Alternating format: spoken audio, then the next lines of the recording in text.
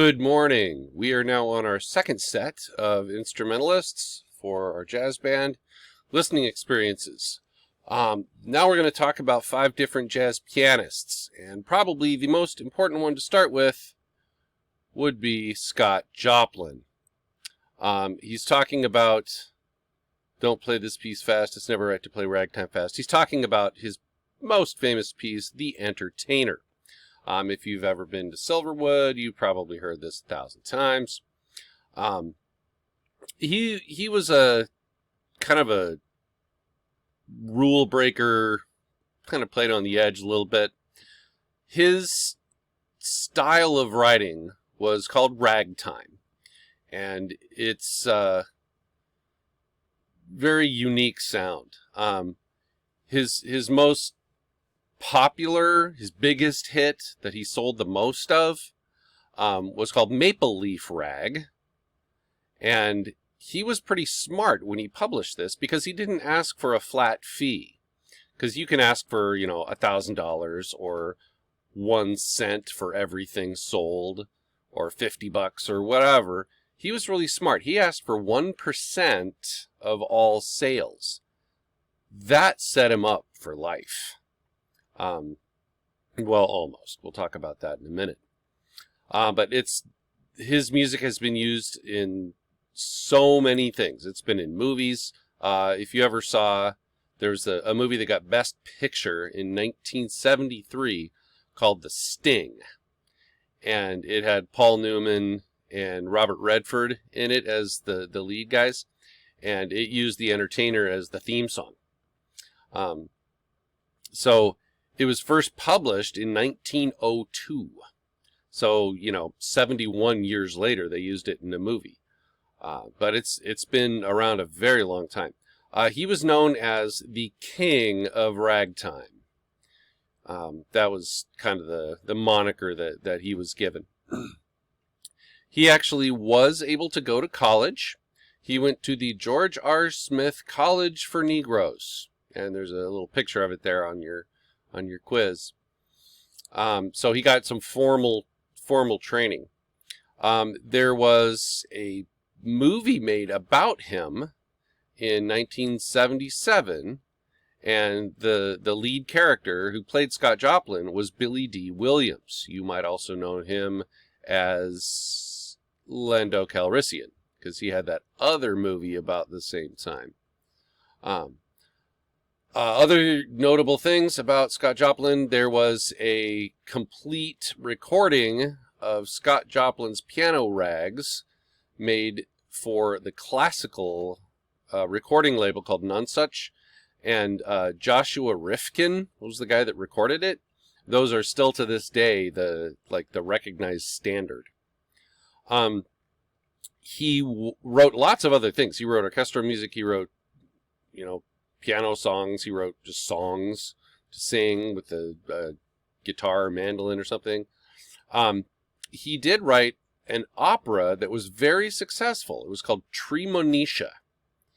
And it has been staged in modern times.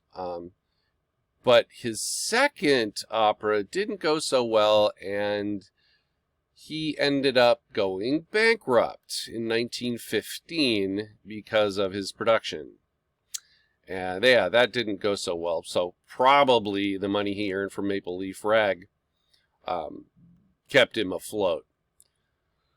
Let's see. I think that's everything on your little quiz. So, yeah. Let's take a listen to this, which is interesting. It is a pianola, which is basically an automatic piano, which is cool. Let's see here if I can get this thing to work. There it is. So check this out, because this is interesting. A pianola is like a player piano. If you watch, this is at the beginning. He's turning on the power. You can see the thing in the center of the screen there moving. That's the piece of paper that has all the tiny little holes cut in it. And I'll move my little face in a box. You can see over in the top right corner all those things moving around. And down on the bottom right, you can see his legs moving up and down. That's where he's doing the pump pedals, because you have to power this thing by your feet. And then it automatically plays. You can see all the action inside the piano moving. Kind of interesting. So take a listen to this. It's pretty cool.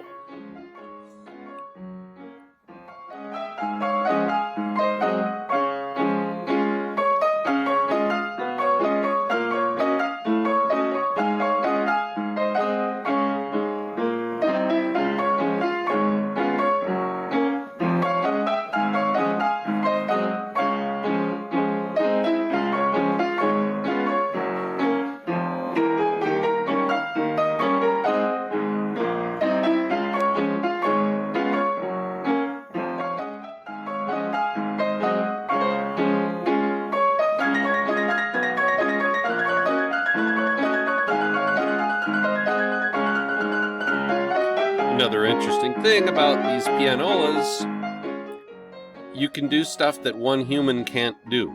That little trill we just heard, there's no physical way to do that while you're playing the other parts with your hands. So right there, that little trill, I don't think that's possible. The left-hand stuff where it's going boom check, that is possible.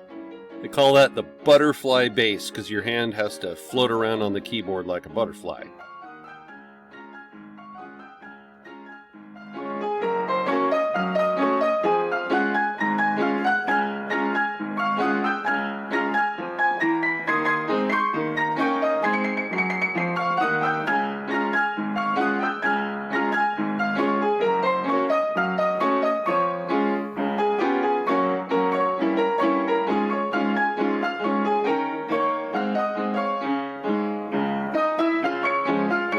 So it's not perfectly in time, but I think that's a mechanical issue, because that depends on how fast he pumps his feet. And to make it, completely perfect, you'd have to run on an electric circuit, which really wasn't a thing back in, the 1910s when this was popular.